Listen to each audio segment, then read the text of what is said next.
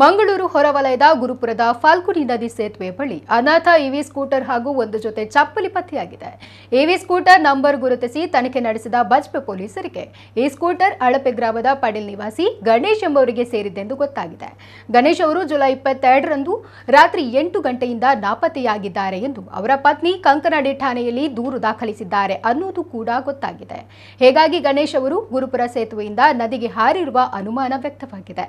ಗಣೇಶ್ ಅವರ ಪತ್ನಿ ಅಶ್ವಿತಾ ಅವರ ದೂರಿನ ಹಿನ್ನೆಲೆ ಹಾಗೂ ಬಜ್ಪೆ ಪೊಲೀಸರ ಮಾಹಿತಿ ಹಿನ್ನೆಲೆಯಲ್ಲಿ ಸ್ಥಳಕ್ಕೆ ಭೇಟಿ ನೀಡಿದ ಕಂಕನಾಡಿ ಪೊಲೀಸರಿಗೂ ಇದು ಗಣೇಶ್ ಅವರ ಸ್ಕೂಟರ್ ಅನ್ನುವುದು ಸ್ಪಷ್ಟವಾಗಿದೆ.